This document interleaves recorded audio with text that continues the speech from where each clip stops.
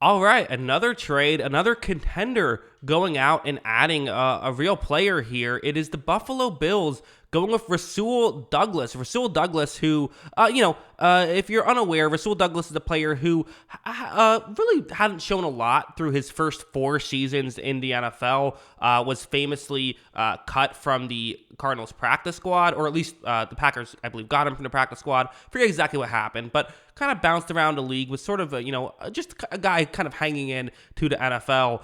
Goes to Green Bay, though, and really was a match made in heaven there. In 2021, he was a huge part of that defense, playing really well and getting the Packers the 1 seed that season and keeping them in that San Francisco playoff game. And then, the Packers paid him. Okay, is he going to live up to the hype? Yes, he did. He played great in 2022 and has played great this season as well, and is now, for the Buffalo Bills, hopefully going to play well for them, they feel, as they went out and they decided to add him to the roster, which is, I would say, a really good move. I still don't see the actual compensation that they've given up right now, so that obviously has to be factored in. But you know me, I'm pretty much always in favor of, if you're a contender, go out and make a move. Try to get a player who can help your roster. And Rasul Douglas is really exactly what this team needs. Tre'Davious White finally looked like he had recovered from the injury, only to then get re-injured, which completely sucks. Kaiir Elam has just not been...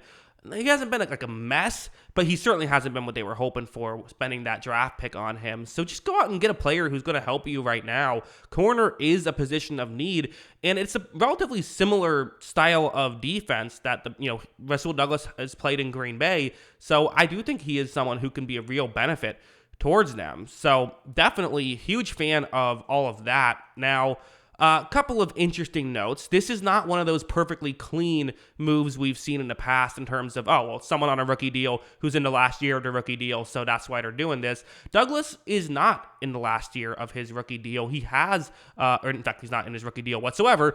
He has he still has time left on his contract. He's also just 29 years old, so not necessarily a super young player, but not a veteran.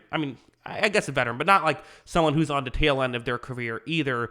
What's interesting is that the way the contract is structured, this year the Bills are paying basically nothing for him. Next year, they should be looking at paying him around $9 million. That should be what they're signing on for now.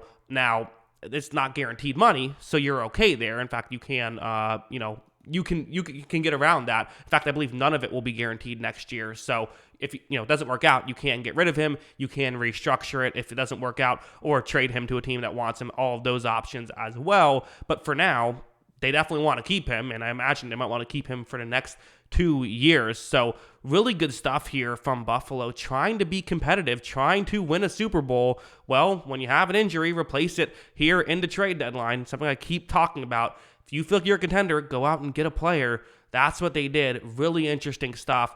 Unfortunately, compensation has not been announced yet. I'll put it in the comments below once that comes out. So, yeah, interesting stuff. But, great trade for the Bills, assuming they haven't given up like 7 first-round picks. I guess my guess is going to be like a second-round pick. That feels like what I'm leaning towards. A 2 feels right. And even, honestly, for me, how much I value corners, if they gave up a late 1 for this, I wouldn't criticize it. I think that that's worth it for a guy who's going to really help you. But again, I think that if you're a Bills fan, you're probably thinking 2 or even less, because sometimes that happens. So we'll see how this goes. But yeah, those are my thoughts. What are yours? Let me know in the comments below. Always love hearing from you. And of course, as always, thanks for watching.